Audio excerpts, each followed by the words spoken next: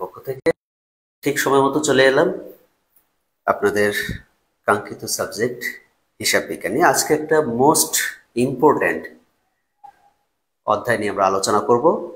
আমরা বোর্ডে দেখতে পাচ্ছি অধ্যায়টির নাম অংশীদারি ব্যবসায়ের হিসাব। অংশীদারি ব্যবসায়ের হিসাব খুবই ইম্পর্ট্যান্ট একটা টপিক এবং এই অধ্যায় থেকে আমাদের প্রশ্ন 100% আমরা কমন পাবো। তবে এই অধ্যায়ে ভালো কিছু করতে গেলে অবশ্যই আমাদেরকে এই অধ্যায়ের বেসিক ধারণা আমাদেরকে রাখতে হবে। অবশ্যই আমাদেরকে বেসিক ধারণা রাখতে হবে। আমরা বেসিক যদি ধারণা না রাখতে পারি তাহলে এই অধ্যায় থেকে ভালো কিছু করতে পারবো না। তাহলে আমরা এই অধ্যায় থেকে যদি বেসিক ধারণা আমাদের ক্লিয়ার না থাকে তাহলে ভালো কিছু করতে পারবো না। তাহলে আমরা শুরু করতে পারি আলোচনার বিষয়।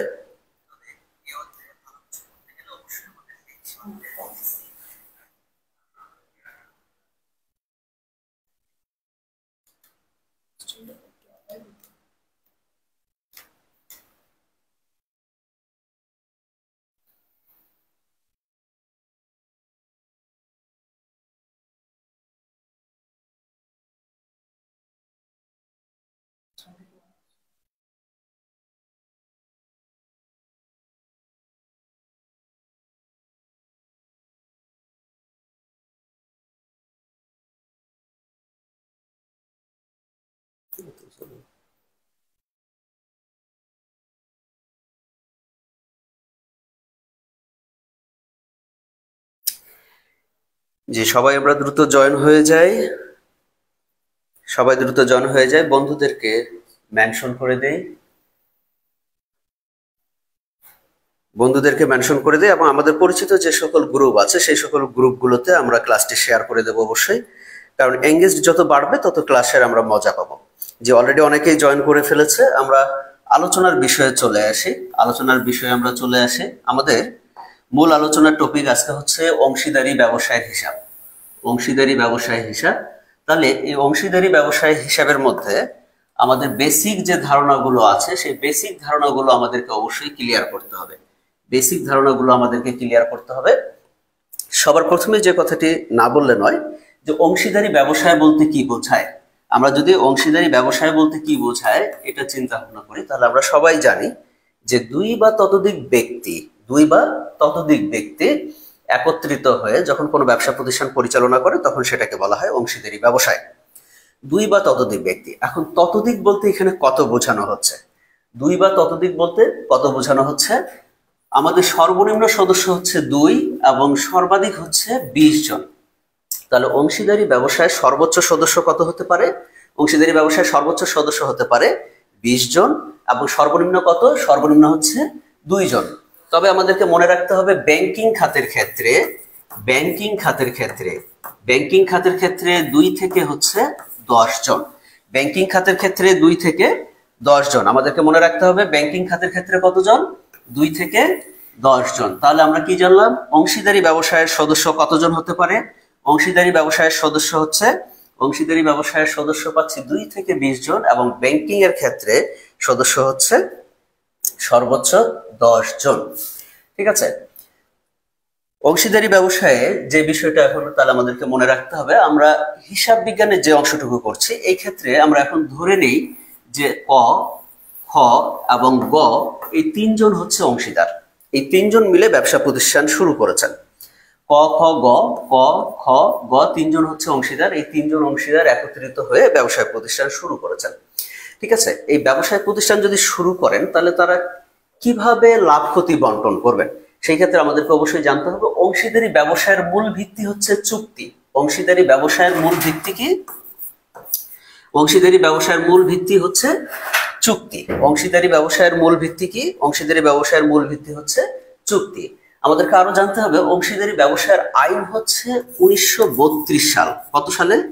অংশীদারি ব্যবসায়ের আইন হচ্ছে 1932 সাল। তাহলে অংশীদারি ব্যবসায়ের আইন 1932 সাল। এই 1932 সালের সাথে আমাদেরকে আরেকটু জিনিস মনে রাখতে হবে, সেটা হচ্ছে আমরা কিছু ক্ষেত্রে পাই 1994 সাল। এই 1994 সাল হচ্ছে কোম্পানি আইন। 1994 সাল কি? কোম্পানি আইন। 1994 সাল হচ্ছে কোম্পানি আইন।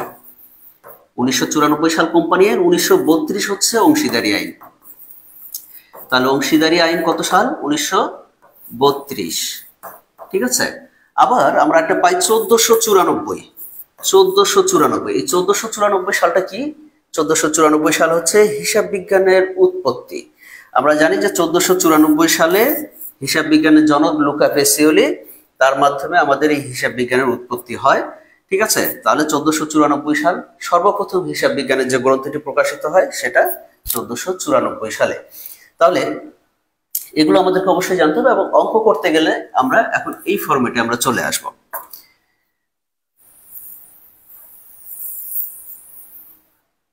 এখন দেখেন, আমরা ক, খ, গ 3 জন অংশীদার একত্রিত হয়ে ব্যবসা প্রতিষ্ঠান শুরু করেছি। আমরা জানলাম যে অংশীদারি ব্যবসায়ের মূল ভিত্তি হচ্ছে চুক্তি। তার মানে আমরা লাভ ক্ষতি কি বন্টন করব, কি পাবো, সুযোগ সুবিধা, সবকিছু আমাদের চুক্তিতে উল্লেখ থাকবে। তাহলে ক, খ, গ এরা 3 জন অংশীদার। এখন ধরে নিলাম ব্যবসায় 1 লক্ষ টাকা লাভ হয়েছে।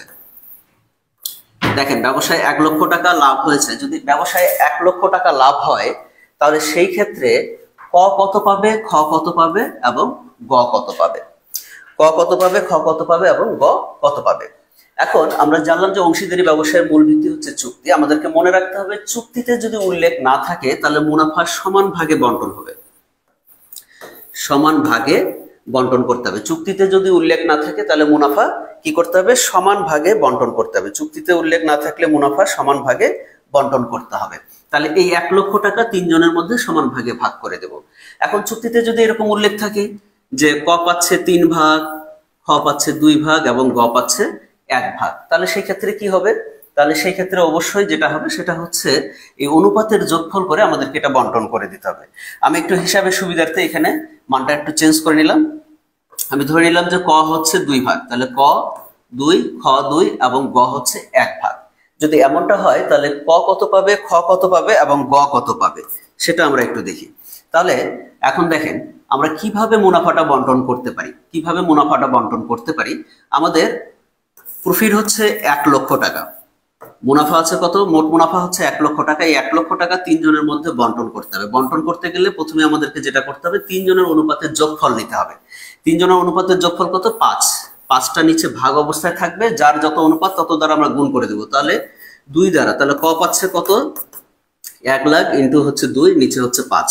অনুরূপভাবে যদি এখন আমরা ক্ষয়ের যাই, তাহলে খ 1 লাখ টাকার মধ্যে কত অংশ পাচ্ছে? তাহলে অনুপাতের যোগফল 5, সেও পাচ্ছে 2 ভাগ, তার যেহেতু 2 অংশ আছে তাহলে 2। আচ্ছা, গ তাহলে কত পাচ্ছে? তাহলে আমরা অবশ্যই বলতে পারি গ 1 লাখ টাকার মধ্যে 5 ভাগের 1 ভাগ পাচ্ছে। ঠিক আছে, সবাই মনে হয় বুঝতে পেরেছেন। সবাই মনে হয় বুঝতে পেরেছেন। তাহলে গ পাচ্ছে 1 লক্ষ টাকা। তাহলে এটা যদি আমরা ক্যালকুলেশন করি, 5 20 হচ্ছে 100, তাহলে 0 0 থাকবে, আমাদের হচ্ছে 20,000 টাকা। তাহলে 20 আর 2 গুণ করলে 40,000 টাকা। তাহলে ক পাচ্ছে 40,000 টাকা, খ পাচ্ছে 40,000 টাকা এবং গ পাচ্ছে 20,000 টাকা। এই টাকাটা আমরা 3 জনের মধ্যে বন্টন করে দিলাম অনুপাত অনুসারে। চুক্তিতে আবার এরকম উল্লেখ থাকতে পারে যে মূলধন অনুপাতে বন্টন করো। কোন অনুপাতে মূলধন বন্টন করতে বলেছে? মূলধন অনুপাতে। আচ্ছা, মূলধন অনুপাতে যদি বন্টন করতে বলে তাহলে অবশ্যই তাদের মূলধন কি ছিল সেটা আমাদেরকে দেখতে হবে। মূলধন অনুপাতে বন্টন করতে হলে আমাদেরকে মনে রাখতে হবে সব সময় সেটা হচ্ছে মূলধনের ক্ষেত্রে প্রারম্ভিক মূলধনের যে মানটা থাকবে সেটার উপরে আমাদেরকে নির্ণয় করতে হবে। তাহলে মূলধন অনুপাতে যখন বন্টন করতে বলবে তখন আমরা প্রারম্ভিক মূলধনের উপরে লাভ ক্ষতি বন্টন করব। কিসের উপরে বন্টন করব? প্রারম্ভিক মূলধনের উপরে আমরা লাভ ক্ষতিটা বন্টন করব। ঠিক আছে, অতিরিক্ত মূলধনের উপরে কিন্তু অনুপাত আমরা নিয়ে আসতে পারি না। আচ্ছা, তাহলে আমরা এই বিষয়টা আর একটু ক্লিয়ার হয়ে নেই যে মূলধন অনুপাতে যদি লাভ ক্ষতি বন্টন করতে বলে তাহলে সেই ক্ষেত্রে আমরা কি করব। তাহলে 1 লক্ষ টাকা আমাদেরকে এখন বলা হয়েছে মূলধন অনুপাতে। আচ্ছা, আমরা এখন মোটামুটি একটা ধরে নেই যে হচ্ছে ক এর একটা মূলধন আছে, খ এর একটা মূলধন আছে, গ এর একটা মূলধন আছে। আচ্ছা, আমরা ধরে নিলাম যে ক হচ্ছে 1 লক্ষ টাকা ব্যবসায় নিয়ে আসে, খ নিয়ে আসে 50,000 টাকা, আর গ নিয়ে আসে 1 লক্ষ টাকা। ঠিক আছে, যদি এরকম হয় তাহলে সেই ক্ষেত্রে ক কত অনুপাতে লাভ ক্ষতি পাবে, খ কত অনুপাতে লাভ ক্ষতি পাবে এবং গ কত অনুপাতে লাভ ক্ষতি পাবে। ঠিক আছে, তাহলে গ কত অনুপাতে লাভ ক্ষতি পাবে। তাহলে সেই ক্ষেত্রে আমাদেরকে সবসময় খেয়াল রাখতে হবে এখানে মানটাকে আমরা কাটাকাটি করে যত ছোট মানে নিয়ে আসতে পারি, যত ছোট মানে নিয়ে আসতে পারি। তাহলে সেই ক্ষেত্রে আমরা কি করতে পারি?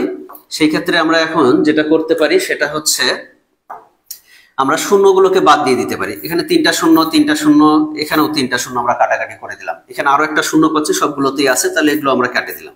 তাহলে থাকলো কি, এখানে 10 থাকলো, এখানে 5 থাকলো, এখানে 10 থাকলো।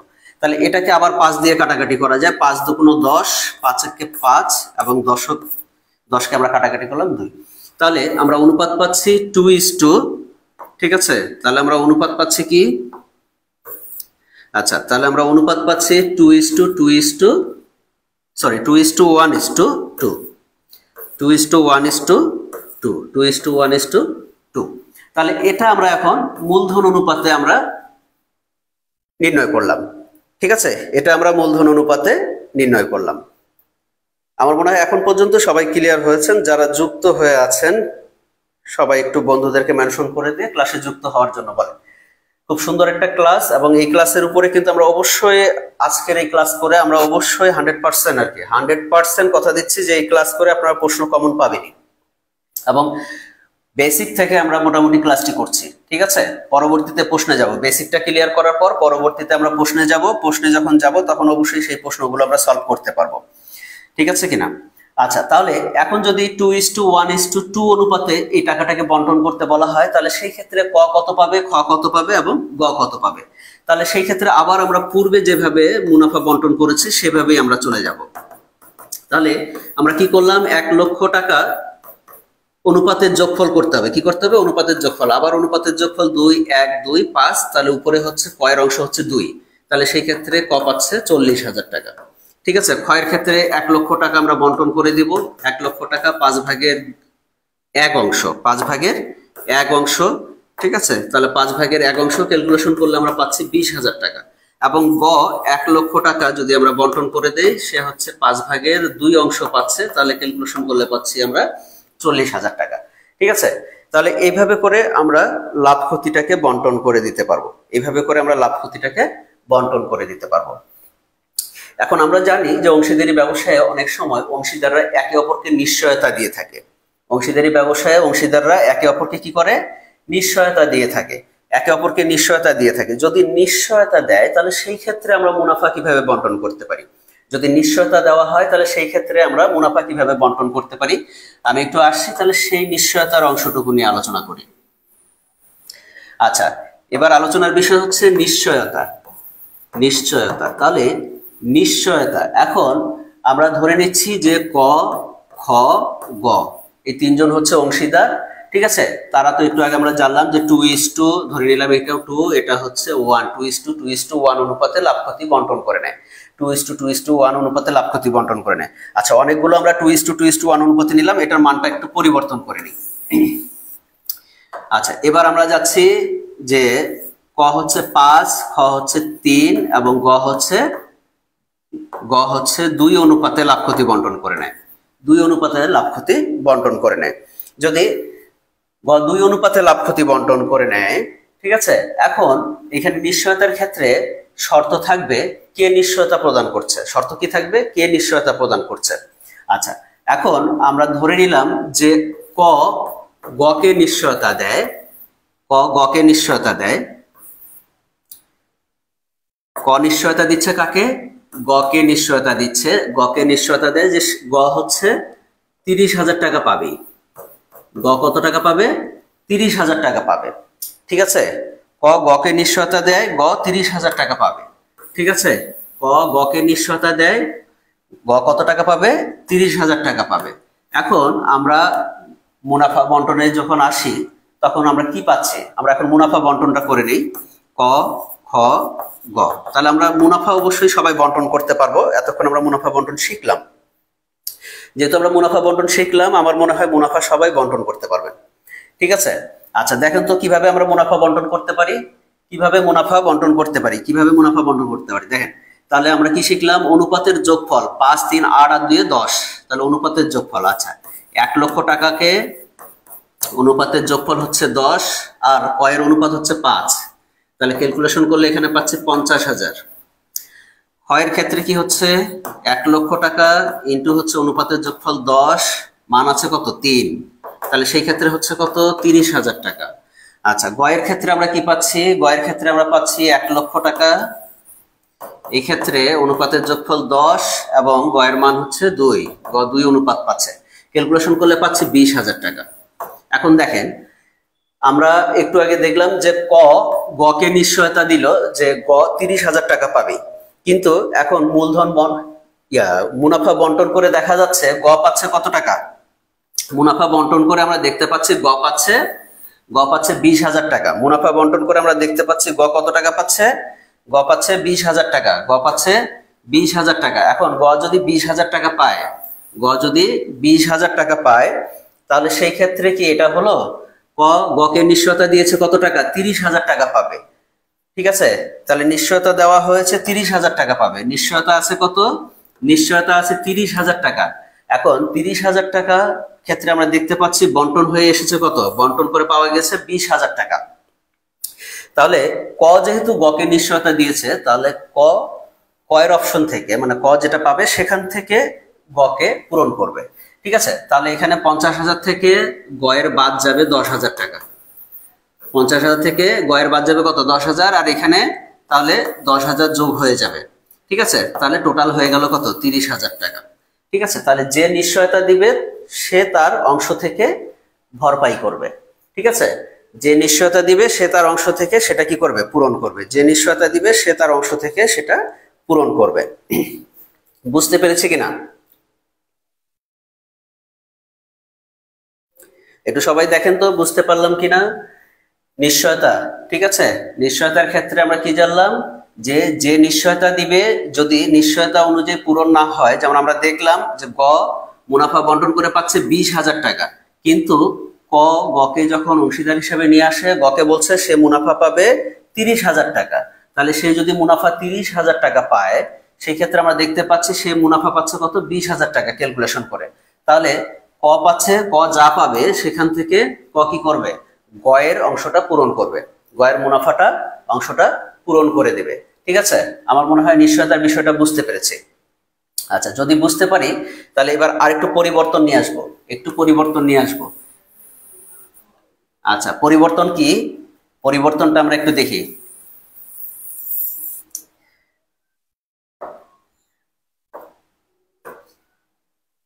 এবার আমরা ধরে নিচ্ছি ক ও খ দুজনেই নিশ্চয়তা দিচ্ছে। ক ও খ গকে নিশ্চয়তা দেয় যে গ হচ্ছে 30,000 টাকা পাবে। ঠিক আছে, ক এবং গ মিলে নিশ্চয়তা দিয়েছে, ক এবং গ মিলে নিশ্চয়তা দিয়েছে, দুইজন মিলে নিশ্চয়তা দিল যে গ কত টাকা পাবে, 30,000 টাকা পাবে। ঠিক আছে, দুইজন মিলে নিশ্চয়তা দিয়েছে। যদি দুইজন মিলে নিশ্চয়তা দেয় তাহলে সেই ক্ষেত্রে আমাদেরকে মনে রাখতে হবে যদি সেই 30,000 টাকা গ না পায় তাহলে দুইজনই পূরণ করবে, তাহলে দুইজনেই সেটা পূরণ করবে। তাহলে সেই ক্ষেত্রে আমরা একটু বন্টন করে নেই। ক তাহলে কত পাচ্ছে, 1 লক্ষ টাকা ইন্টু অনুপাতের যোগফল হচ্ছে 10 উপরে হচ্ছে 5, ক্যালকুলেশন করলে আমরা পাচ্ছি কত, 50,000। ঠিক আছে, আবার আগের সেইভাবেই করতে হবে, 1 লাখ ইন্টু উপরে হচ্ছে 10, নিচে হচ্ছে 10, উপরে হচ্ছে 3, তাহলে আমরা পাচ্ছি কত, 30,000। গয়ের ক্ষেত্রে হচ্ছে 1,10,000 উপরে হচ্ছে 2, তাহলে 20,000। তাহলে এই ক্ষেত্রে এখন আমরা একটু খেয়াল করি, এই ক্ষেত্রে আমরা দেখতে পাচ্ছি যে গ আবার 20,000 টাকা পাচ্ছে, কিন্তু গকে নিশ্চয়তা দেওয়া হয়েছিল কত টাকা পাবে, 30,000 টাকা। এই 30,000 টাকা কে দিবে, ক আর খ দিবে। এখন ক আর খ দিবে, এই জায়গায় আমরা যে ভুলটা করি, সে ভুলটা হচ্ছে এরকম যে আমরা কয়ের এখান থেকে 5,000 টাকা মাইনাস করে দেই, আবার ক্ষয়ের এখান থেকে 5,000 টাকা মাইনাস করে দেই, আর গয়ের এখানে 10,000 টাকা যোগ করে দিলাম। কিন্তু এটা আমাদের একটু ভুল হলো, এটা আমাদের কি হলো, একটু ভুল হলো। কি ভুল হলো আমরা সেটা যদি একটু খেয়াল করি, ঠিক আছে, তাহলে বিষয়টা কি দাঁড়ায়, এখানে লাভ যেহেতু তারা 5:3 অনুপাতে পেয়েছে, লাভ যেহেতু 5:3 অনুপাতে পেয়েছে, ঠিক আছে, তাহলে ক্ষতিটা যখন বন্টন করবে, হ্যাঁ, বা নিশ্চয়তার অর্থ যেটা বন্টন করবে সেটাও এই অনুপাতেই বন্টন করতে হবে, সেটাও এই অনুপাতেই বন্টন করতে হবে। তাহলে সমান সমান যদি দেওয়া হয় তাহলে সেটা হবে এক প্রকার ভুল। ঠিক আছে, সমান সমান দিলে সেটা কি হবে, সেটা হবে ভুল। তাহলে 10,000 টাকা পূরণ করলে 30,000 টাকা হয়ে যাচ্ছে। তাহলে 10,000 টাকা আবার কি হবে, 10,000 টাকা আবার কয়ের অংশ থেকে যাবে এইভাবেই, ঠিক আছে। তাহলে 10,000 টাকা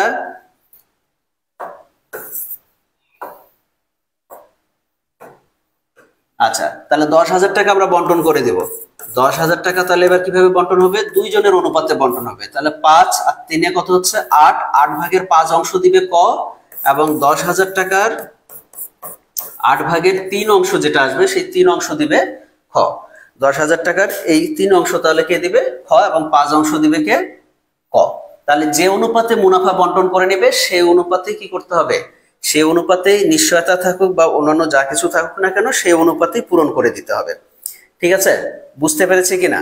তাহলে সেই ক্ষেত্রে আমাদেরকে এখানে ক্যালকুলেশনে কি আসবে, এখানে ক্যালকুলেশনে 5,000 5,000 আসবে না। তাহলে আমাদের এখন এটা ক্যালকুলেশন করে নিতে হবে। 10,000 কে ভাগ দেবো 8 দ্বারা, 5 দ্বারা গুণ করবো, যেটা আসবে সেই মানটা আমরা এখানে মাইনাস করে দেব।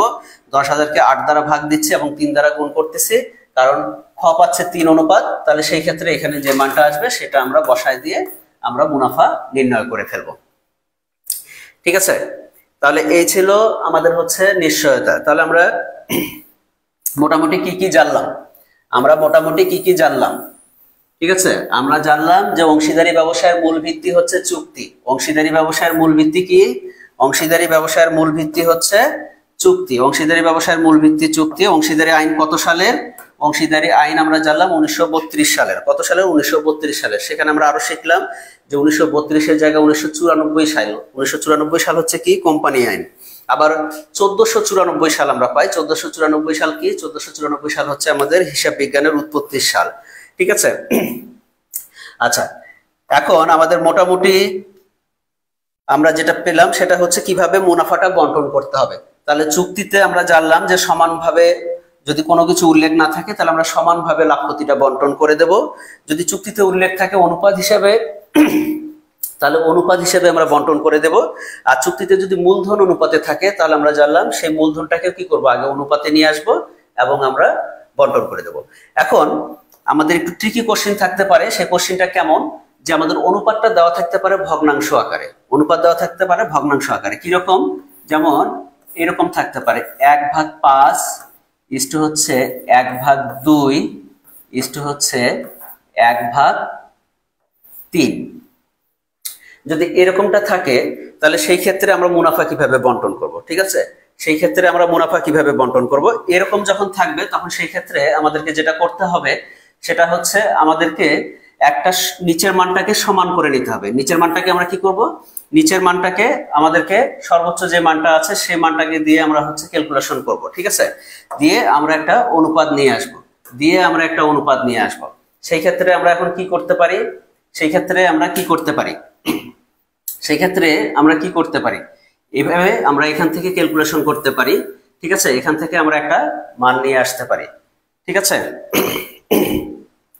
সবাই দেখো তো এটা আমরা পারি কিনা।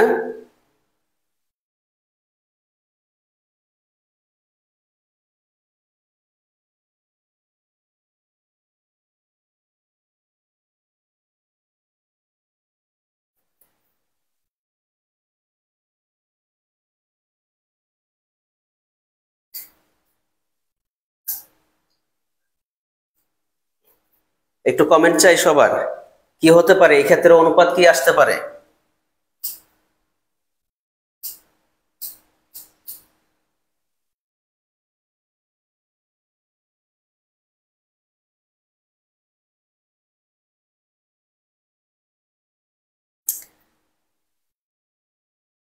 জি, কারোরই কোনো সারা শব্দ পাচ্ছি না, ঠিক আছে। আচ্ছা,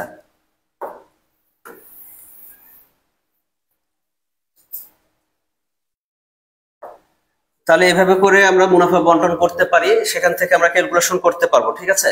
আমরা এখন পরবর্তী অপশনে যেটা যাব সেটা হচ্ছে আমাদেরকে মূলধনের সুদ। অংশীদারি ব্যবসায়ের ক্ষেত্রে আমাদেরকে সুদগুলো খুব সুন্দরভাবে নির্ণয় করতে হয়। তাহলে মূলধনের সুদ কি হতে পারে, ঠিক আছে। মূলধনের সুদ আমরা কিভাবে নির্ণয় করব, আমাদেরকে মনে রাখতে হবে মূলধনের সুদের ক্ষেত্রে প্রারম্ভিক যে মূলধন দেওয়া থাকবে প্রারম্ভিক মূলধন, এই প্রারম্ভিক মূলধনের উপরে মূলধনের যে সুদের হার দেওয়া থাকবে সেটা সরাসরি আমরা পার্সেন্টেজ করব। তাহলে প্রারম্ভিক মূলধনের উপর আমি ধরে নিলাম 10% সুদের হার, তাহলে প্রারম্ভিক মূলধন ইনটু হচ্ছে 10%। ঠিক আছে। আচ্ছা, এরপরে যেটা বিষয় সেটা হচ্ছে অতিরিক্ত মূলধন। অতিরিক্ত মূলধন, অতিরিক্ত মূলধন, অতিরিক্ত মূলধন কি হতে পারে? অতিরিক্ত মূলধন আমাদের দেওয়া থাকতে পারে। অতিরিক্ত মূলধনের ক্ষেত্রে আমাদেরকে মনে রাখতে হবে অতিরিক্ত মূলধন ইনটু যেটা সুদের হার দেওয়া থাকবে সেটা করব। তার পাশে এখন আমাদের যেটা করতে হবে, অতিরিক্ত মূলধনটা কবে নিয়ে আসা হয়েছে, অতিরিক্ত মূলধনটা কবে নিয়ে আসা হয়েছে সেটা দেখতে হবে। আচ্ছা, যদি তারিখ উল্লেখ না থাকে তাহলে 6 মাসের, তারিখ উল্লেখ না থাকলে কি হবে? তাহলে উপরে 6 ভাগ হচ্ছে 12, তারিখ যদি উল্লেখ না থাকে তাহলে উপরে 6 ভাগ 12। আর যদি তারিখ উল্লেখ থাকে তাহলে তারিখ অনুসারে আমরা সুদ ধার্য করব। তাহলে আমি যদি ধরে নেই যে অতিরিক্ত মূলধন 01/04/2024, 01/04/2024 নিয়ে আসা হয়েছে, তাহলে সেই ক্ষেত্রে অতিরিক্ত মূলধনের সুদ ধার্যের ক্ষেত্রে আমরা কি করব? অতিরিক্ত মূলধন ইনটু হচ্ছে 10% সুদের হার ইনটু এখানে এখন আমাদেরকে দেখতে হবে মূলধনটা কতদিন আমরা ব্যবহার হচ্ছে, বছর শেষ পর্যন্ত। তাহলে 01/04 যেহেতু, তাহলে 4 থেকে আমাদের ক্যালকুলেশন হবে। তাহলে আমরা 3 মাস পর, তার মানে এখানে ডিসেম্বর পর্যন্ত যদি আমরা যাই তাহলে আমরা 9 মাসের ক্যালকুলেশন পাচ্ছি। কত মাসের পাচ্ছি? তাহলে 9 মাসের, যেহেতু 9 মাসের ক্যালকুলেশন পাচ্ছি তাহলে উপরে তখন হবে 9, নিচে হবে 12, উপরে হবে 9, নিচে হচ্ছে 12। তাহলে আমাদেরকে মনে রাখতে হচ্ছে মূলধনের সুদ ধার্যের ক্ষেত্রে, মূলধনের সুদ ধার্যের ক্ষেত্রে কি করব? প্রারম্ভিক মূলধন যেটা দেওয়া থাকবে সেটার উপরে সরাসরি আমরা সুদ ধার্য করব।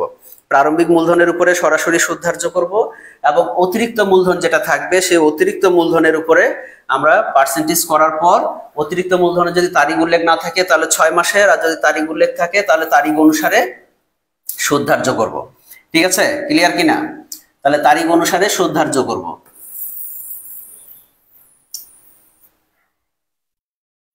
আচ্ছা, আরেকটা বিষয়, চুক্তিতে যদি উল্লেখ না থাকে তাহলে অংশীদারদের মূলধনের উপরে কোনো সুদ ধার্য করা হবে না।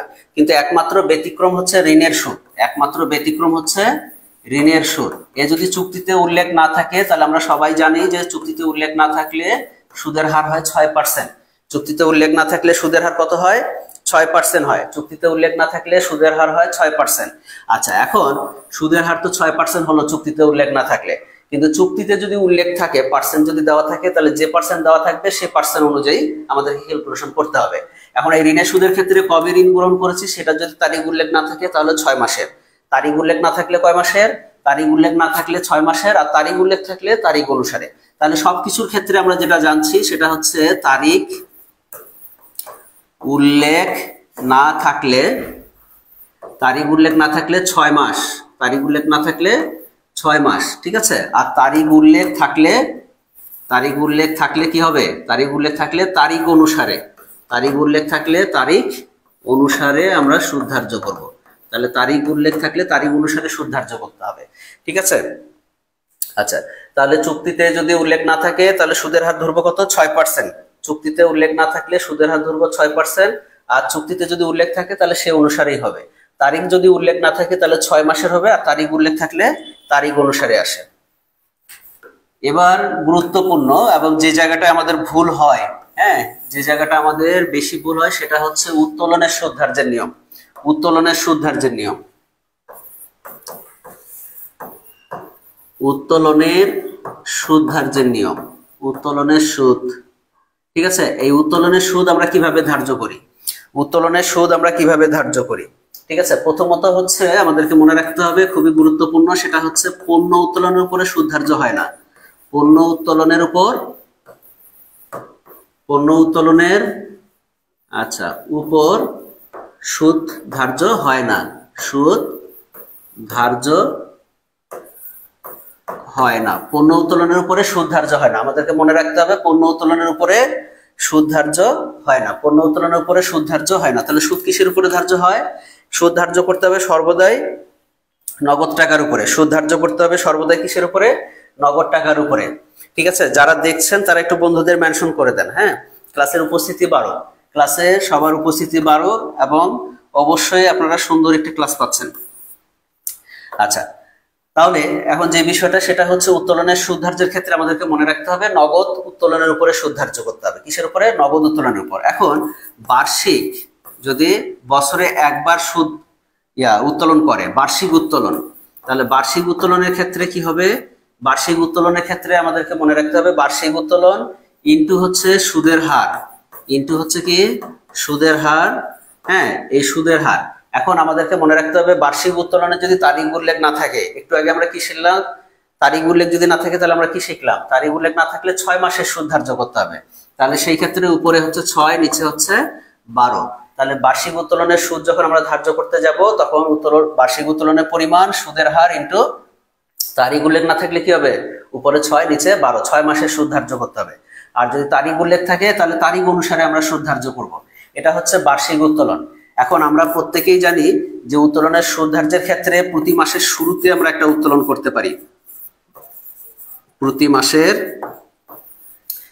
শুরুতে আমরা উত্তোলন করি, প্রতি মাসের শুরুতে। আবার প্রতি মাসে আমরা উত্তোলন করি, প্রতি মাসে উত্তোলন করি। আচ্ছা, আবার আমরা যেটা উত্তোলন করি সেটা হচ্ছে প্রতি মাসে উত্তোলন করি। হ্যাঁ, প্রতি মাসে উত্তোলন করি। যদি প্রতি মাসে অথবা এটাকে বলা হচ্ছে প্রতি মাসের মাঝামাঝি, কি বলা হচ্ছে? প্রতি মাসে, বা সেটাকে আমরা বলতে পারি মাঝামাঝি। তাহলে মাঝামাঝি যদি উত্তোলন করি। আরেকটা আমরা পাই প্রতি মাসের শেষে, প্রতি মাসের শেষে যদি আমরা উত্তোলন করি, প্রতি মাসের শেষে যদি উত্তোলন করা হয় তাহলে কি হয়? প্রতি মাসে আমরা ধরে নিচ্ছি একটা উদাহরণস্বরূপ যে প্রতি মাসে 500 টাকা করে উত্তোলন করেছেন। আচ্ছা, তাহলে প্রতি মাসে 500 টাকা করে উত্তোলন করলে কি হবে? 500 ইন্টু সুদের হার কত ধরলো? আমরা ধরে নিচ্ছি সুদের হার 10%। সুদের হার কত? 10%। আবার প্রতি মাসের মাঝামাঝি ধরে নিলাম ক প্রতি মাসের শুরুতে 500 টাকা করে উত্তোলন করেন, খ প্রতি মাসের মাঝামাঝি 500 টাকা উত্তোলন করেন এবং গ প্রতি মাসের শেষে 500 টাকা করে উত্তোলন করেন। তাহলে সব ক্ষেত্রে কি হচ্ছে? 500 ইন্টু হচ্ছে 10%, 500 ইন্টু হচ্ছে 10%। কিন্তু সর্বশেষে আমাদেরকে মনে রাখতে হচ্ছে যেহেতু প্রতি মাসের শুরুতে হলে আমরা জানি যে সূত্র অনুযায়ী 6.5 ধরতে হয়। সূত্র অনুযায়ী কত ধরতে হবে? 6.5। প্রতি মাসের মাঝামাঝি হলে কত? 6, এবং প্রতি মাসের শেষে হলে কত? 5.5। আমাদের সবার মনে আছে কিনা? ঠিক আছে। তাহলে বার্ষিক উত্তোলনের ক্ষেত্রে আমরা পাচ্ছি বার্ষিক উত্তোলন ইন্টু সুদের হার ইন্টু হচ্ছে 6/12। আর প্রতি মাসের শুরুতে যখন আমরা উত্তোলন করব সেই ক্ষেত্রে কি হবে? সুদের হার ইন্টু উত্তোলনের পরিমাণ ইন্টু সুদের হার ইন্টু হচ্ছে কি প্রতি মাসের শুরুতে হলে 6.5, প্রতি মাসের মাঝামাঝি হলে কত হবে? প্রতি মাসে মাঝামাঝি হলে আমরা পাচ্ছি যে প্রতি মাসে যেটা উত্তোলন করলাম সেটা ইন্টু হচ্ছে সুদের হার ইন্টু হচ্ছে 6। আর প্রতি মাসের শেষে হলে কি পাবো? প্রতি মাসের শেষে হলে 500 টাকা করে প্রতি মাসে উত্তোলন করা আছে, সেহেতু 500 ইন্টু হচ্ছে সুদের হার 10% ইন্টু হচ্ছে 5.5। ঠিক আছে। আচ্ছা, তাহলে আমরা খুব ভালোভাবে যেটা জানলাম সেটা হচ্ছে পণ্য উত্তোলনের উপরে সুদ ধার্য করা যাবে না। পণ্য উত্তোলনের উপরে সুদ ধার্য করা যাবে না। সুদ কিসের উপরে ধার্য করতে হবে? সর্বদাই নগদ টাকার উপরে। যে নগদ টাকাটা উত্তোলন করা হচ্ছে সেই নগদ টাকার উপরে সুদ ধার্য করতে হবে, সে নগদ টাকার উপরে সুদ ধার্য করতে হবে। এবার আসি, আরো কিছু অপশন আছে আমাদের।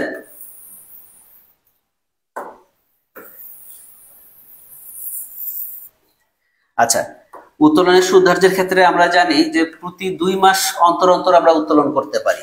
ঠিক আছে।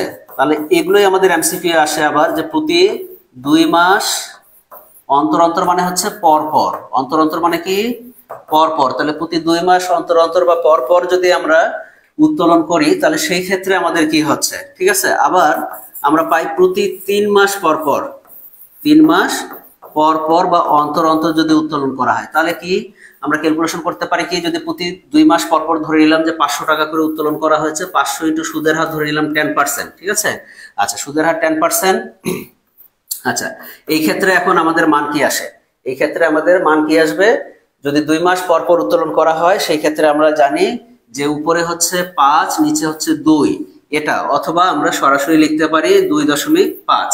কি লিখতে পারি? 2.5। প্রতি 3 মাস পর পর উত্তোলন করা হলে কি, যদি 500 টাকা করে উত্তোলন করা হয়, সুদের হার যদি 10% হয়, তাহলে সেই ক্ষেত্রে আমরা জানি যে উপরে হচ্ছে 3, নিচে হচ্ছে 2, অথবা আমরা বলতে পারি যে 1.5। সবাই আমরা জানি কিনা এটা? হ্যাঁ, অনেকেই জয়েন করেছে। যে নিশাত মনি বন্ধুদের মেনশন করেছে। নুজহাত নুজহাত ই শহীদ মেনশন করেছে, কেয়াদে বুঝেছেন। আচ্ছা জি ঠিক আছে। আচ্ছা এখানে আরেকটা আমরা শিখে নেই, সেটা হচ্ছে আমাদের এই এডমিশনের ক্ষেত্রে যেটা লাগে সেটা হচ্ছে প্রতি সপ্তাহে যদি উত্তোলন করা হয়, প্রতি সপ্তাহে যদি উত্তোলন করা হয়, প্রতি সপ্তাহে উত্তোলন, তাহলে কি দাঁড়াচ্ছে? প্রতি সপ্তাহে উত্তোলন, তাহলে আমরা ধরে নিলাম যে প্রতি সপ্তাহে 500 টাকা করে উত্তোলন করা হয়েছে, সুদের হার হচ্ছে 10%। তাহলে সেই ক্ষেত্রে এখানে ক্যালকুলেশন করার সময় যেহেতু 52 সপ্তাহে 1 বছর হয়, তাহলে উপরে হবে 52, নিচে হবে 2, উপরে 52 নিচে 2 দিয়ে আমরা যদি ক্যালকুলেশন করি তাহলে প্রতি সপ্তাহে উত্তোলনের সুদ আমরা নির্ণয় করতে পারি। ঠিক আছে, তাহলে এই ছিল আমাদের হচ্ছে উত্তোলনের সুদ ধার্যের নিয়ম। আমার মনে হয় সবাই ক্লিয়ারলি বুঝতে পেরেছেন। উত্তোলনের সুদ ধার্যের নিয়ম খুবই ইম্পর্টেন্ট, এখান থেকে এমসিকিউ প্রশ্ন এডমিশনে হওয়ার সম্ভাবনা খুবই বেশি, বা যে কোনো বিশ্ববিদ্যালয়ে দেখা যায় এখান থেকে আমাদের এমসিকিউ প্রশ্ন হয়। ঠিক আছে, তাহলে আমরা জানলাম যে পণ্য উত্তোলনের উপরে সুদ ধার্য করা যায় না, বার্ষিক উত্তোলন করা হলে বার্ষিক উত্তোলন ইন্টু সুদের হার ইন্টু 6 মাসের সুদ ধার্য করতে হয়, সেক্ষেত্রে উপরে 6 নিচে 12। আবার প্রতি মাসের শুরুতে, প্রতি মাসের মাঝামাঝি, প্রতি মাসের শেষে, প্রতি 2 মাস পর পর, প্রতি 3 মাস পর পর, প্রতি সপ্তাহে উত্তোলন, এগুলো আমাদের থাকতে পারে।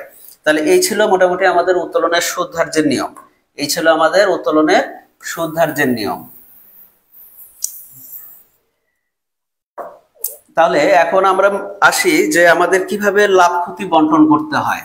ঠিক আছে, লাভ ক্ষতি আমরা বন্টন যখন করি, অংশীদারদের লাভ ক্ষতি বন্টন বা লাভ লোকসান বন্টন, ঠিক আছে, অংশীদারদের লাভ লোকসান বন্টন আমরা করি, অংশীদারদের লাভ লোকসান বন্টন। এই লাভ লোকসান বন্টন করতে গেলে আমরা জানি যে আমাদের হচ্ছে একটা ডেবিট অংশ থাকে, একটা ক্রেডিট অংশ থাকে। আমাদের একটা ডেবিট অংশ থাকে, আমাদের একটা ক্রেডিট অংশ থাকে। এই ডেবিট অংশে আমরা কি কি করি? ডেবিট অংশে সাধারণত আমরা যেটা করি সেটা হচ্ছে, যখন আমরা অঙ্ক করতাম তখন এইভাবে করতাম যে অংশীদারদের মূলধন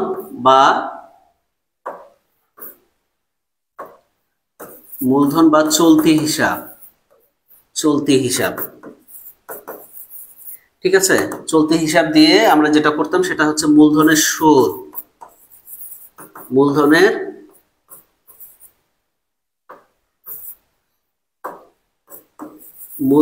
সুদ আমরা নির্ণয় করতাম। এই মূলধনের সুদের ক্ষেত্রে আমরা ব্র্যাকেট দিতাম এবং ক কত পেত, খ কত পেত, গ কত পেত, এভাবে আমরা করতাম। ঠিক আছে, আচ্ছা, এবং এই পাশে আমরা কি পেতাম? এই পাশে আমরা পেতাম একটা নিট লাভ, আমাদের দেওয়া থাকতো অঙ্কে নিট লাভ। এই নিট লাভের পর যেটা পেতাম আমরা সেটা হচ্ছে উত্তোলনের সুদ। সেই উত্তোলনের সুদ আবার পণ্য উত্তোলন আলাদা করে এখানে আমাদেরকে বসাতে হতো, পণ্য উত্তোলন আসে। ঠিক আছে, পণ্য উত্তোলন। আচ্ছা, আমি এই অংশটা একটু মিশাই নিচ্ছি, এটা আমাদের প্রয়োজন নেই। এটা দেখালাম যে আমরা যে একাডেমিকে যখন পড়েছিলাম তখন আমরা এইভাবে করেছিলাম। অংশীদারদের মূলধন হিসাব যদি প্রস্তুত করতে বলা হয় তাহলে সেই ক্ষেত্রে আমরা অংশীদারদের মূলধন হিসাব লিখতাম, আর যদি অংশীদারদের চলতি হিসাব প্রস্তুত করতে বলা হতো তাহলে সেই ক্ষেত্রে আমরা অংশীদারদের চলতি হিসাব লিখতাম। ঠিক আছে, আচ্ছা, তাহলে এখন আমাদের এই ডেবিট পাশে কি কি বসে? ডেবিট পাশে কি কি বসে? আমরা জানি যে মূলধনের সুদ বসাতে হয়। কি বসাতে হয়? মূলধনের সুদ আসে। আবার ঋণের সুদ, যদি ঋণ থাকে তাহলে সেই ক্ষেত্রে ঋণের সুদ, ঋণ থাকলে ঋণের সুদ ধার্য করতে হবে, চুক্তিতে উল্লেখ থাকুক আর না থাকুক। ঋণের সুদ আমরা জানি যে চুক্তিতে উল্লেখ না থাকলে 6%, আর যদি চুক্তিতে উল্লেখ থাকে তাহলে কত? তাহলে চুক্তিতে যেটা উল্লেখ থাকবে সে অনুসারে আমাদেরকে ঋণের সুদ ধার্য করতে হবে। আচ্ছা, এবার আমরা আরো পাই বেতন। আমরা কি পাই? বেতন পাই। ঠিক আছে, কর্মচারীদের বেতন দেওয়া হয়, সেই বেতন আমাদের থাকে। তাহলে মূলধনের সুদ, ঋণের সুদ, বেতন, এই সকল বিষয়গুলো মিলে আমাদের দেখা যাচ্ছে যে লাভ অথবা ক্ষতি বের হয়। এই বেতন যখন আমরা করতে যাই তখন বেতন বিষয়ে আমাদেরকে একটু মনে রাখতে হয়, সেটা হচ্ছে বেতন অনেক সময় বলা থাকে বেতন হিসাবভুক্ত করার পর, বেতন যদি হিসাবভুক্ত করা থাকে তাহলে আর অংশীদারদের লাভ ক্ষতি বন্টনে আসবে না। ঠিক আছে, বেতন চার্জ করার পর, ঠিক আছে, বেতন চার্জ করার পর যদি বলা থাকে তাহলে আসবে না। ডেবিট করার পর, বেতন ডেবিট করার পর যদি বলা থাকে তাহলে আমাদের লাভ ক্ষতি আবন্টন হিসাবে আসে না। ঠিক আছে, তাহলে সেই ক্ষেত্রে আমাদেরকে মনে রাখতে হবে যে নিট লাভটা দেওয়া আছে, এই নিট লাভটা যেটা দেওয়া আছে সেখানে কি বলা আছে। যদি কোনো কিছু হিসাবভুক্ত বা কোনো কিছু চার্জ বা ডেবিট করার পর এরকম যদি বলা থাকে তাহলে সেই ক্ষেত্রে সেই হিসাবটা আর অংশীদারদের লাভ ক্ষতি বন্টনে আমাদের আসে না। সেই ক্ষেত্রে অংশীদারদের লাভ ক্ষতি বন্টনে সেই হিসাবটা আসে না। আচ্ছা, আবার বেতন যদি নগদে গ্রহণ করা হয়, বেতন যদি নগদে গ্রহণ করা হয়, তাহলে নগদে গ্রহণ করা হলে আমরা জানি যে অংশীদারদের মূলধন হিসাবে সেই বেতন হিসাবটা আর আসবে না। অংশীদারদের মূলধন হিসাবে সেই বেতনটা আমরা আর কি বসাতে পারবো না। ঠিক আছে, তাহলে এ হচ্ছে আমাদের অংশীদারদের লাভ ক্ষতি বন্টন হিসাব। তাহলে এখান থেকে আমাদের এই যে ব্যালেন্স, টোটাল যে ব্যালেন্সটা আসে, আমাদের ক্রেডিট পাশের ব্যালেন্স যদি বেশি হয় তাহলে ডেবিট পাশের ব্যালেন্সের যে পার্থক্যটা আছে সেটাই তখন হয়ে যাবে আমাদের কি অংশীদারদের মধ্যে যে মুনাফা, সেই মুনাফা বন্টন। তাহলে আমরা তখন পেয়ে যাব এখানে মুনাফা। তাহলে ক্রেডিট পাশের ব্যালেন্স যদি বেশি হয় তাহলে কি পাবো? মুনাফা। আর ক্রেডিট পাশের ব্যালেন্স যদি বেশি কম হয়, ডেবিট পাশের ব্যালেন্স যদি বেশি হয়, তাহলে সেই ক্ষেত্রে আমরা পেয়ে যাই ক্ষতি। তাহলে সেই ক্ষেত্রে আমরা কি পেয়ে যাই? ক্ষতি। এডমিশনের ক্ষেত্রে এইটুক জানলেই কিন্তু আমাদের অঙ্ক ক্লিয়ার হয়ে যাবে। ঠিক আছে, এডমিশনের ক্ষেত্রে এইটুক জানলেই আমাদের অঙ্ক ক্লিয়ার হয়ে যায়। তাহলে এইটুকুর উপরেই আমরা একটা অঙ্ক পেতে পারি এখানে। তাহলে মোস্ট ইম্পর্টেন্ট আমরা কি জানলাম? আমাদের বেসিক ধারণাগুলো থেকে আমরা জানলাম যে সেখান থেকে একটা অঙ্ক হতে পারে, অংশীদারদের লাভ ক্ষতি বন্টন হিসাব থেকে একটা অঙ্ক হতে পারে। ঠিক আছে, অংশীদারদের লাভ ক্ষতি বন্টন থেকে একটা অঙ্ক হতে পারে। আচ্ছা, আর আমরা কি কি পেতে পারি? ঠিক আছে, এবার আমরা একটু গুরুত্বপূর্ণ টপিকে চলে যাব। গুরুত্বপূর্ণ টপিকে চলে যাব। ঠিক আছে, গুরুত্বপূর্ণ টপিকে চলে যাব।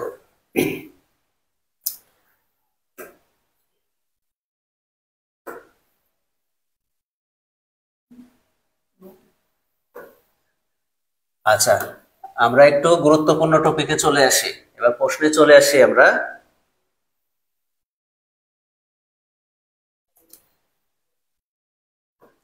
আচ্ছা, আমাদের এডমিশনের ক্ষেত্রে দেখা যায় এই টাইপের প্রশ্ন খুব আসে। ঠিক আছে, যে প্রশ্নটা দিলাম এবার, এই প্রশ্নটা আমাদের এডমিশনে খুবই আসে।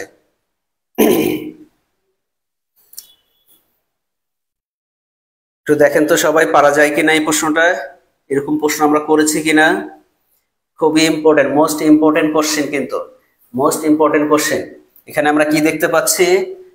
দুইজন অংশীদারের মুনাফা বন্টনের অনুপাত হচ্ছে 2:1। মুনাফা বন্টনের অনুপাত কত? 2:1।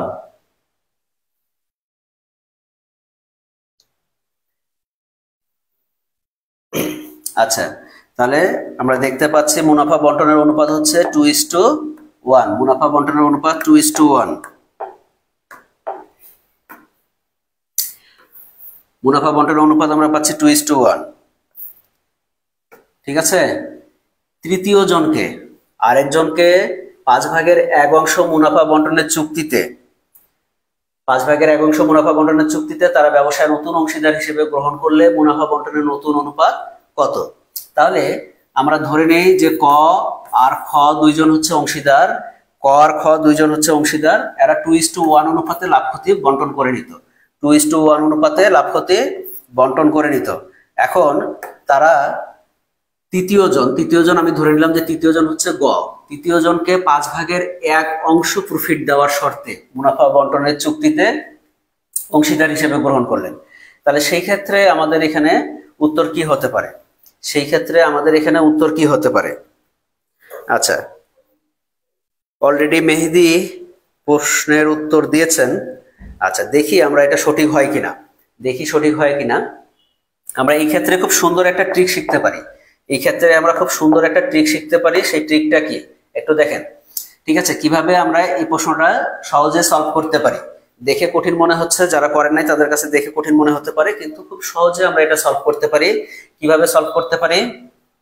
তৃতীয় জনকে যেহেতু আমরা 5/1 মুনাফা বন্টন করতে চাইছি, তাহলে 5/1 যদি তৃতীয় জনকে দেই তাহলে কিন্তু মনে রাখতে হবে 5/4 বাকি থাকে। এই 5/4 কে পাবে? 5/4 পাবে এরা দুইজন, 5/4 পাবে। তাহলে তাদের মধ্যে আমরা এটা বন্টন করে দেব। কিভাবে বন্টন করে দেব? আমরা গুণ করে দেব। ঠিক আছে, তাহলে 4-এর সাথে 2-এর গুণ, 4-এর সাথে 2-এর গুণ করলে কত পাই? 8 পাই। ইস্টু 4-এর সাথে 1-এর গুণ, 1-এর গুণ করলে কত হচ্ছে? 4 পাই। 4-এর সাথে 1 গুণ করলে কত পাচ্ছি? 4 পাচ্ছি। আচ্ছা, এখন তাহলে এরপরে তৃতীয় জনকে যে অংশটা দেওয়া হচ্ছে সেটা কিভাবে ক্যালকুলেশন করব? তৃতীয় জনকে যেটা দেওয়া হচ্ছে সেটা মনে রাখতে হবে, এই যে আমাদের অনুপাতটা আছে অনুপাতের যোগফল করব এবং উপরের যে মানটা আছে তার সাথে গুণ করব। তাহলে কি করব, অনুপাতটা যোগফল করব এবং তৃতীয় জনের উপরের যে অংশটা আছে সেটা দিয়ে আমরা গুণ করব। তাহলে 2 আর 1 যোগ করলে কত হয়, 2 আর 1 যোগ করে আমরা পাচ্ছি 3, 3 এর সাথে 1 যদি আমরা গুণ করি তাহলে কত পাই, তাহলে আমরা পাই 3। তাহলে 8:4:3, 8:4:3। তাহলে সঠিক উত্তর হচ্ছে ক। সঠিক উত্তর কি হচ্ছে, সঠিক উত্তর হচ্ছে ক। আমরা বুঝতে পেরেছি কিনা সবাই? ঠিক আছে, বুঝতে পেরেছি কিনা সবাই একটু দেখেন। দুইজন অংশীদারের মুনাফা বন্টনের অনুপাত হচ্ছে 2:1। তৃতীয় জনকে 5/1 অংশ মুনাফা বন্টনের চুক্তিতে তারা ব্যবসায়ের নতুন অংশীদার হিসেবে গ্রহণ করলে মুনাফা বন্টনের নতুন অনুপাত কত। তাহলে সেই ক্ষেত্রে আমরা কি জানলাম, আমরা যত অংশ দিয়ে দিব তাহলে তার বাকি অংশটা আমরা এখানে রাখলাম, রাখার পরে কি করলাম, অনুপাত দিয়ে আমরা গুণ করে দিলাম, গুণ করে তৃতীয় যে অংশীদার আছে তার ক্ষেত্রে আমরা কি করলাম, এই অনুপাতের যোগফল করলাম এবং তার অংশ দিয়ে আমরা গুণ করে দিলাম। তাহলে আমরা সঠিক উত্তর পেয়ে গেলাম। ঠিক আছে, বুঝতে পেরেছি কিনা? জি স্যার, সবাই বুঝতে পেরেছেন। আচ্ছা, এখানে আর একটু আমি যদি বলি এরকম যে 5/1 অংশ না থেকে যদি 5/2 অংশ থাকে, 5/এর কত অংশ থাকে, 2 অংশ থাকে, তাহলে সেই ক্ষেত্রে কি অনুপাত হতে পারে, একটু সবাই কমেন্ট করেন তো। সেই ক্ষেত্রে কি অনুপাত হতে পারে? 5/2 অংশ যদি থাকে তাহলে সেই ক্ষেত্রে কি মান আসতে পারে?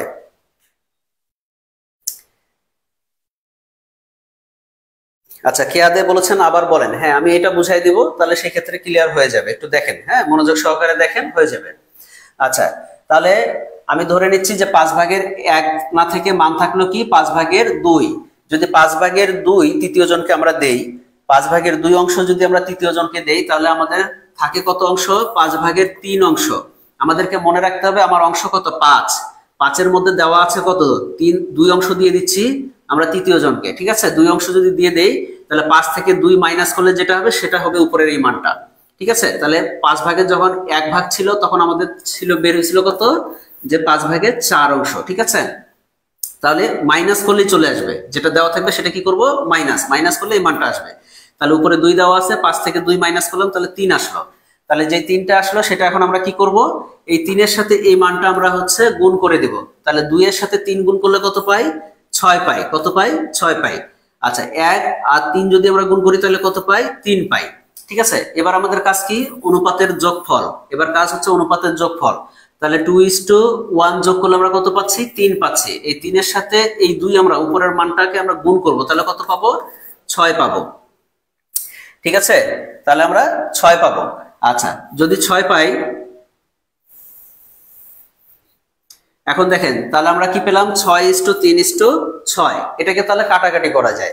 ঠিক আছে, এটাকে আমরা কেটে ছোট মানে নিয়ে আসতে পারি। তাহলে ছোট মান কি হতে পারে, 3 দ্বারা আমরা সবাইকে কাটতে পারি। তাহলে 3 দুগুণা 6, 3 অক্ষে 3, 3 দুগুণা 6। তাহলে 2:1:2 আমরা সঠিক উত্তর পাই। তাহলে সেই ক্ষেত্রে সঠিক উত্তর পাচ্ছি 2:1:2। জি, নাজমা আক্তার নাজমিন সঠিক উত্তর করেছেন। হ্যাঁ, আচ্ছা, তাহলে আমরা পরবর্তীতে যাই। ঠিক আছে, পরবর্তীতে যাই। পরবর্তী আরেকটি গুরুত্বপূর্ণ প্রশ্ন। আচ্ছা, এবার দেখেন তো, ক ও খ দুজন অংশীদার, ক ও খ দুজন অংশীদার 7:5 অনুপাতে লাভ ক্ষতি বন্টন করে। কি অনুপাতে লাভ ক্ষতি বন্টন করে, 7:5 অনুপাতে লাভ ক্ষতি বন্টন করে। তারা গ কে নতুন অংশীদার, কাকে নিছে, গ কে নতুন অংশীদার হিসেবে অন্তর্ভুক্ত করলো এবং নতুন অনুপাত দাঁড়ালো 5:3:2, 5:3:2 অনুপাতে লাভ ক্ষতি বন্টনে চুক্তিবদ্ধ হলো। ক ও খ এর ত্যাগ অনুপাত কত, ক এবং খ এর ত্যাগ অনুপাত কত, ক এবং খ এর ত্যাগ অনুপাত কত। ঠিক আছে, তাহলে ক এবং খ এর ত্যাগ অনুপাত কত,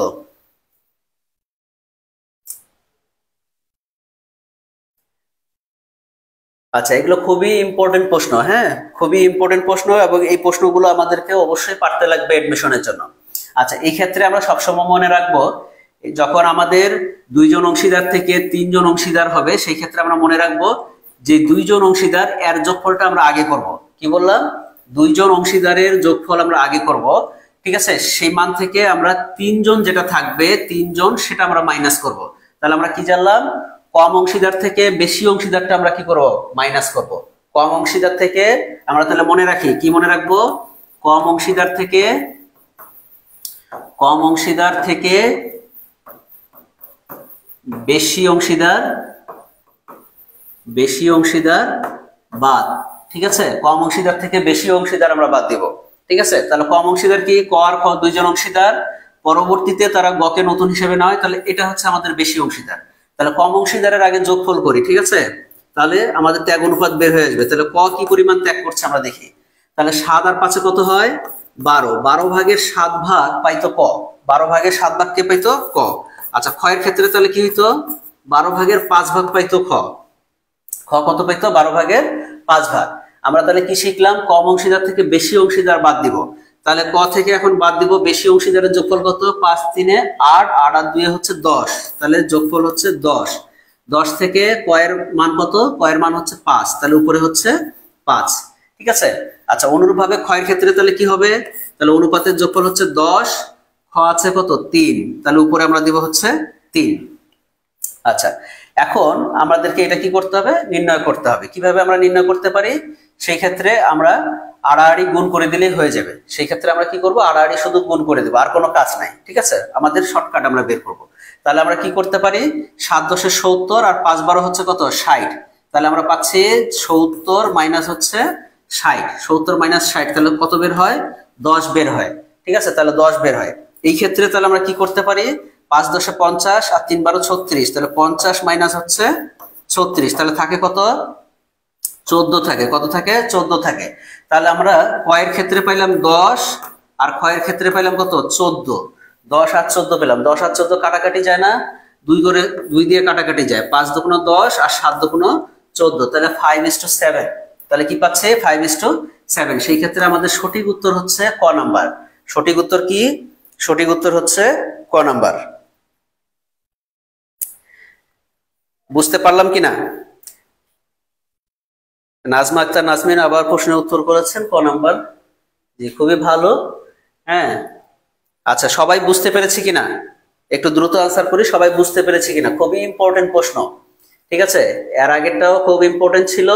হ্যাঁ, আমাদের এই ত্যাগ অনুপাতের ক্ষেত্রেও খুব ইম্পর্টেন্ট। তাহলে এই ক্ষেত্রে আমরা সবসময় মনে রাখবো, কি মনে রাখবো?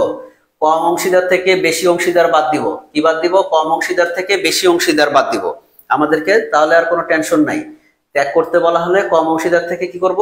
বেশি অংশীদার বাদ দিব। সবাই বুঝতে পারছি কিনা? যে ক্লিয়ার? যে আচ্ছা, যদি ক্লিয়ার হয়ে যায় তাহলে আমরা পরের প্রশ্নে যাই। যদি ক্লিয়ার হয়ে যায় পরের প্রশ্নে আমরা যাই।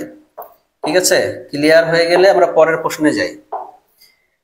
আচ্ছা, এবার দেখেন, এর আগেরটা ছিল একটা, তাহলে আমরা শিখলাম হচ্ছে নতুন অনুপাত, একটা শিখলাম ত্যাগ অনুপাত, আর এটা হচ্ছে লাভের অনুপাত। লাভের অনুপাত কি? এখানে 4:2:1 অনুপাতে লাভ ক্ষতি বন্টনের শর্তে ক খ গ, ঠিক আছে, ক খ গ 3 জন অংশীদার ছিল। আচ্ছা, ক খ গ 3 জন অংশীদার ছিল।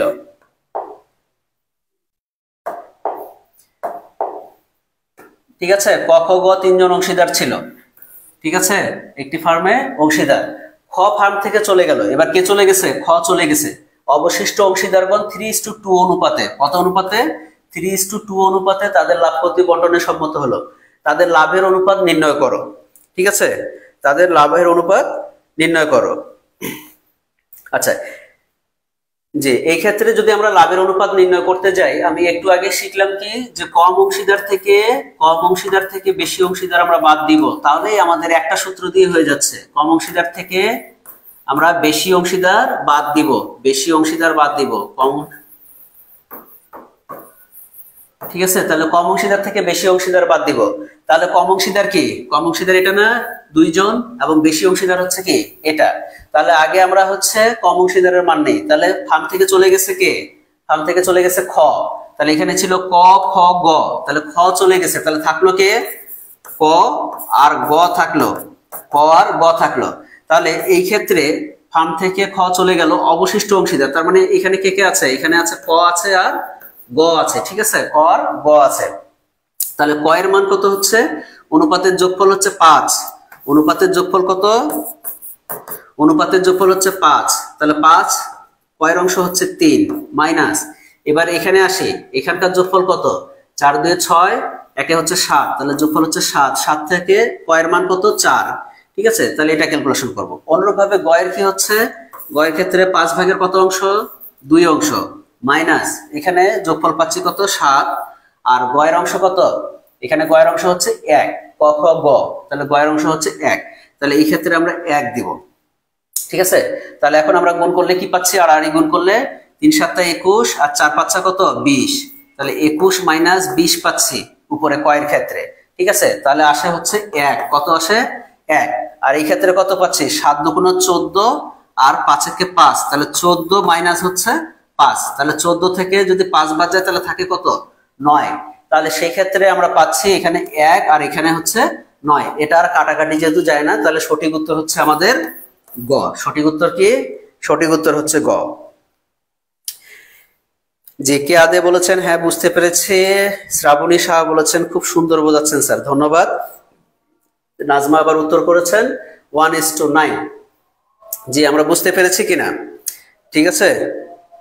এই সবাই ক্লিয়ার কিনা বলেন তো, সবাই ক্লিয়ার কিনা, সবাই ক্লিয়ার কিনা একটু বলেন, প্রশ্নটা ক্লিয়ার হলো কিনা।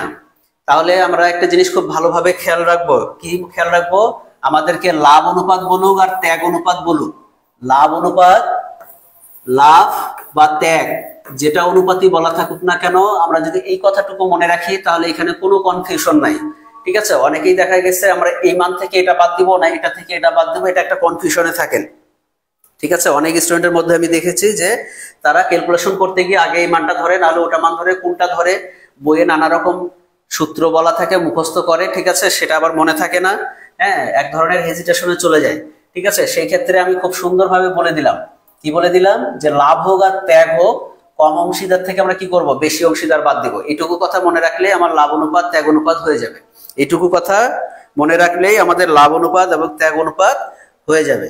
তাহলে আমরা নতুন অনুপাত শিখলাম, লাভ অনুপাত শিখলাম, ত্যাগ অনুপাত শিখলাম, এবং আমাদের অংশীদারি ব্যবসায়ের যে বেসিক বিষয়গুলো ছিল, মূলধনের সুদ ধার্যের নিয়ম, ঋণের সুদ ধার্যের নিয়ম, উত্তোলনের সুদ ধার্যের নিয়ম, ঠিক আছে, এবং লাভ ক্ষতি বন্টন হিসাবটা কিভাবে আমরা ক্যালকুলেশন করতে পারি বা একাডেমিকে আমরা কিভাবে করেছি, সবকিছু জিনিস আমি ক্লিয়ার করলাম।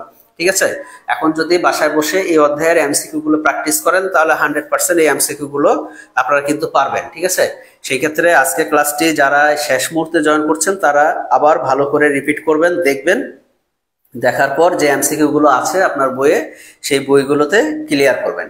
ঠিক আছে, আজকের মতো বিদায় নিচ্ছি, ধন্যবাদ।